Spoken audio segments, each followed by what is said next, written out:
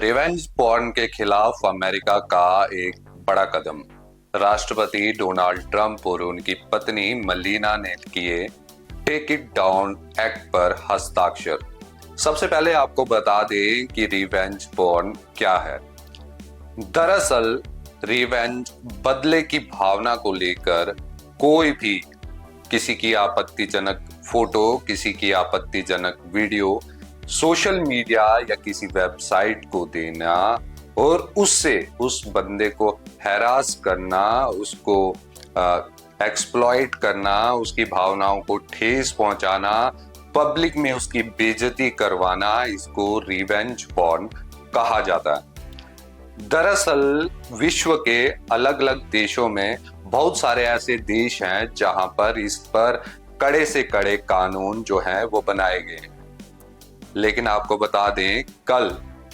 US में यानी कि अमेरिका में राष्ट्रपति डोनाल्ड ट्रंप और उनकी पत्नी मलीना ट्रंप ने एक एक्ट पर जो है ये फैसला लिया और टेक इट डाउन एक्ट करके उस एक्ट को पारित किया ताकि इस तरह का कुछ भी अमेरिका में होता है तो उस पर कड़े से कड़ा एक्शन लिया जाए। आपको बता दें, इस एक्ट के मुताबिक अगले 48 घंटों में, यानी कि अगर कोई शिकायत करता जो है वो शिकायत करता है कि उसकी कुछ आपत्तिजनक फोटोज या वीडियोस सोशल मीडिया पर या तो फिर किसी वेबसाइट पर वायरल किए जा रहे हैं और इस इंटेंशन से ताकि उसकी इमेज को हार्म किया जा सके, उसको हैरास किया जा सके, अगर वो कंप्लेंट करता है तो अगले 48 घंटों में उन इमेजेस को, उन वीडियोस को जो है उन वेबसाइट से या डिजिटल प्लेटफॉर्म्स जो भी हैं उनसे हटाया जाएगा। हालांकि जब इसके बाद जब ये एक्ट पारित हुआ, जब इस एक्ट पर हस्ताक्षर हुए प्रेसिडेंट और फर्स्ट लेडी ऑफ अमेरिका के, उसके बाद यूएस के जो प्रेस सेक्रेटरी हैं उन्होंने मीडिया में ये बताया कि सबसे बड़ी जो पहल है इस एक्ट को पास करने में वो फर्स्ट लेडी मलीना ट्रंप की है।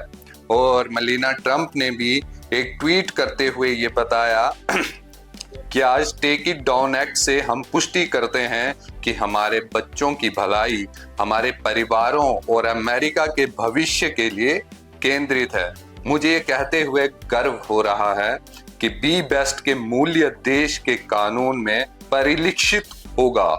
आपको बता दें कि भारत में भी इस पर कानून है, लेकिन वो कानून पूर्णतः इस जो विषय है उसको कवर नहीं करते। भारत में धाराएं हैं, इसके साथ साथ आईटी एक्ट में भी धाराएं हैं, लेकिन ये सारी धाराएं उन सारी इस पूरे मामले को कवर नहीं करती। आपको बता दें, भारत में अगर इस तरह का कोई मामला हो जाता है तो लोग सबसे पहले तो वो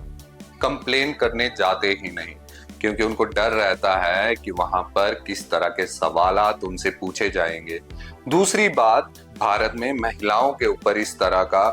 होता है, कोई प्यार में अंधा होकर कुछ वायरल कर देता है या कोई किसी दूसरी भावना को लेकर, लेकिन उसके बाद जो महिलाएं होती हैं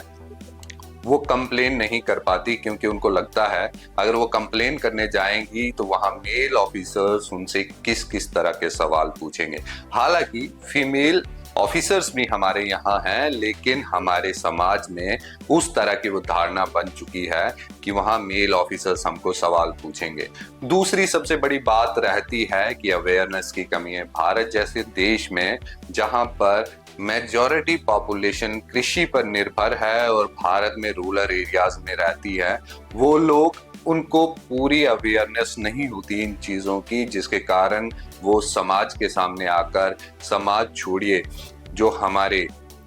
पुलिस है उनके पास भी ना जाकर उन चीज़ों को दबा देती हैं। इसके अलावा और भी बहुत सारे कारण हैं, लेकिन भारत में इस विषय को पूरी तरह कवर करने के लिए कोई भी एक